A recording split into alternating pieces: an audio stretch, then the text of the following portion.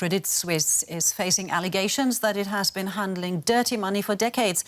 An investigation led by German daily the Süddeutsche Zeitung has revealed that Switzerland's second biggest lender knowingly managed hundreds of millions of dollars for suspected war criminals, corrupt autocrats and drug dealers. That's according to an investigation by a consortium of over 40 media organizations worldwide.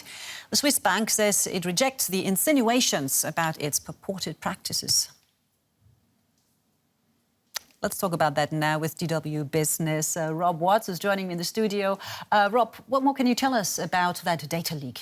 Yeah, so we've had the Panama Papers, the Paradise Papers, the Pandora Papers. Well, now we have what people are calling the Swiss secrets. And this is data relating to 30,000 clients of the big Swiss lender and the accounts in which they held some 100 billion euros, around $100 billion even, around 90 billion euros. And all of this information has been handed over by a whistleblower to Süddeutsche Zeitung, as you said. The whistleblower, we don't know if it's an individual or a group, but they have said that they're doing this because they want to expose the immorality of the Swiss banking secrecy laws and that those merely serve as a fig leaf that they've wanted to remove here. And we've had dozens of media organisations going over these documents over recent months, and they say they've uncovered all kinds of links to criminal activity, people who hold these accounts being linked to, for example, there's a human trafficker in the Philippines who had an account with Credit Suisse. There's the former boss of the Hong Kong Stock Exchange who was found to have been accepting bribes to allow companies to list on the stock exchange. He was able to set up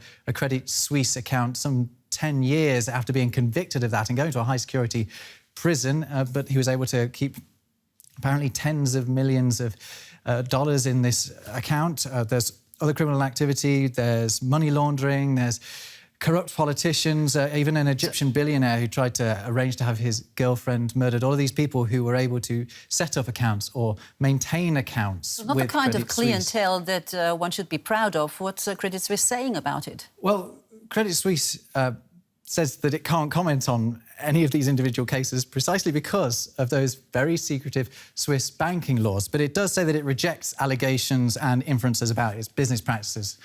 From this leak, it says that the information is very selective and also that it's been taken out of context. And it also comes from over a very long period, dating back as far as the 1940s. And Credit Suisse says, well, that, back then, laws are very different, practices were very different, and people expected different things from financial organisations. But we have to point out that more than half of these bank accounts were set up since the turn of the millennium, so they're not so historic. So very briefly, Rob, what's that doing to Credit Suisse reputation? Well, it's doing it no good, and it couldn't be coming at a worse time, really. It had a terrible 2021. It was involved in all sorts of controversies, not least the collapse of the Greensill Capital supply chain financing group and also the Archegos Capital. It's very recently lost its chairman because he was found to have been getting around COVID restrictions. So it's coming at a very bad time, and it's yet another discrediting of Credit Suisse. And they seem to be used to trouble by now. Rob Watts from DW Business, thank you so much.